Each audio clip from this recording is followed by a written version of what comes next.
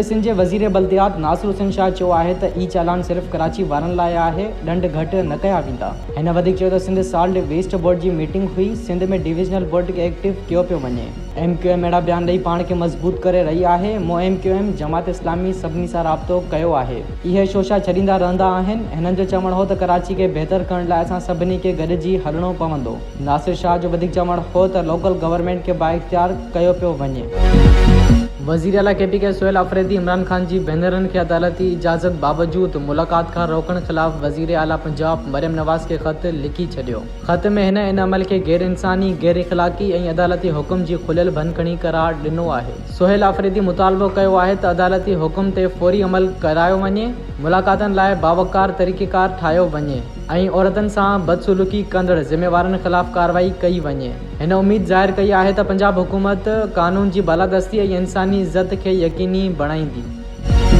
NH-96 जे ज़मनी चूंड में ज़ाब्ता इख़लाक़ जी मुसलसल भनकड़ी सबबि इलेक्शन कमीशन वफ़ाक़ी वज़ीर घरू मामलनि तलाल चौधरी खे 24 नवंबर ते ज़ाती हैसियत में तलब करे वरितो आहे। नोटिस में तलाल चौधरी खां पुछियो वियो आहे त संदसि ख़िलाफ़ छो न कार्रवाई कई वञे ऐं संदसि उम्मीदवारनि खे छो न नाअहल कयो वञे। मुस्लिम लीग नून जे उम्मीदवार बिलाल चौधरी, वफ़ाक़ी वज़ीर अवैस लिगारी ऐं मुआविन ख़ुसूसी हुज़ैफ़ा रहमान खे पिणु नोटिस जारी कया विया आहिनि, जिन खां वज़ाहत तलब कई वई आहे।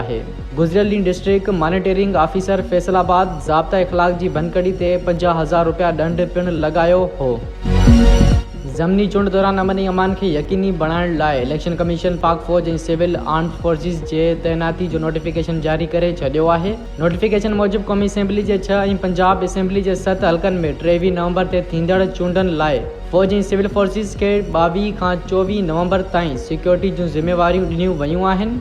इलेक्शन कमीशन सिक्योरिटी जे मौसिर ऐं गैर जानिबदार इंतज़ाम लाइ फ़ौज ऐं सिविल फोर्सिस जे मजाज़ ऑफिसरनि खे ख़ासि मजिस्ट्री इख्तियार पिणु ॾिना आहिनि, जीअं पोलिंग स्टेशन ते निज़ाम बरक़रार रखियो वञे ऐं कंहिं बि नाख़ुशगवार वाक़े जी सूरत में फ़ौरी कार्रवाई मुमकिन थी सघे। सिक्योरिटी तैनाती सां वोटरनि खे पुरअमन ऐं महफ़ूज़ माहौल फ़राहम करण में वधीक मज़बूती आई आहे। वज़ीर आज़म मोहम्मद शहबाज शरीफ़ सां गवर्नर ख़ैबर पख्तूनख्वा फैसल करीम कुंडी मुलाक़ात कई, जंहिं दौरान सूबे सां लाॻापियल अहम मामलनि, तरक़ियाती मनसूबनि, अवामी भलाई ऐं सिक्योरिटी सूरतहाल ते तफ़सीली ॻाल्हि ॿोल थी। मुलाक़ात में वफ़ाक़ी वज़ीर अमूर कश्मीर व गिलगित बल्तिस्तान इंजीनियर अमीर मक़ाम ऐं वफ़ाक़ी वज़ीर public affairs unit Rana Mubashir Iqbal बि मौजूद हुआ। गवर्नर सूबे जी मौजूदा सूरतहाल खां वज़ीर आज़म खे आगाह कयो ऐं वफ़ाक़ी ताउन जी ज़रूरत ते ज़ोर ॾिनो, जॾहिं त वज़ीर आज़म तरक़ियाती मनसूबनि जे तेज़ी सां मुकमल थियण ऐं सियासी इस्तेहकाम लाइ क़दमनि ते ध्यानु ॾियण जो यकीन ॾियारियो।